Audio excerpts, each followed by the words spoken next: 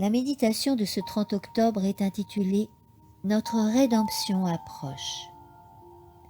Quand ces choses commenceront à arriver, redressez-vous et levez vos têtes, parce que votre délivrance approche.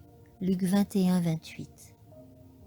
Le retour du Seigneur est plus proche que lorsque nous avons cru la première fois. La tragédie des siècles touche à sa fin. Les jugements de Dieu sont sur nos pays. Il nous donne cet avertissement solennel. C'est pourquoi vous aussi, tenez-vous prêts, car le Fils de l'homme viendra à l'heure où vous n'y penserez pas. Matthieu 24, 44. Nous vivons les dernières scènes de l'histoire de cette terre. La prophétie s'accomplit rapidement. Le temps de grâce est bientôt fini. Nous n'avons pas de temps, pas une minute à perdre. Prenons garde de ne pas nous endormir. Que nul ne dise en son cœur « Mon maître tarde à venir ». Que le message de la venue prochaine du Christ résonne en sérieuses paroles d'avertissement. Persuadons les hommes et les femmes en tout lieu qu'ils aient à se repentir et à fuir la colère à venir. Le Seigneur va bientôt venir et nous devons nous préparer à le rencontrer. Soyons déterminés à faire tout ce qui est en notre pouvoir pour communiquer la lumière à ceux qui nous entourent. Nous ne devons pas être tristes, mais joyeux, ayant toujours à la pensée le Seigneur Jésus.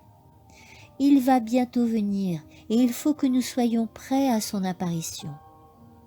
Oh, que ce sera glorieux de le voir et d'être accueillis par lui comme ses rachetés. Nous avons attendu longtemps, mais notre espérance ne s'est pas affaiblie. Si seulement nous pouvions contempler le roi dans sa beauté, nous serions bénis à toujours. Il me semble que je devrais m'écrier « En route pour la maison ». Nous approchons du temps où le Christ reviendra avec puissance et une grande gloire pour introduire les rachetés dans la demeure éternelle. Nous avons longtemps attendu le retour de notre Sauveur, mais la promesse n'en est pas moins certaine.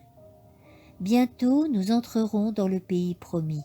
Là, Jésus nous conduira sur les rives du fleuve d'eau vive, jaillissant du trône de Dieu, et il nous expliquera les épreuves mystérieuses qu'il a dû nous imposer sur terre pour perfectionner nos caractères. Là, dans une vision parfaite, nous admirerons les beautés de l'Éden restauré. Déposant aux pieds du Rédempteur les couronnes qu'il avait placées sur nos fronts et faisant vibrer nos harpes d'or, nous remplirons les cieux des louanges adressées à celui qui est assis sur le trône. Amen.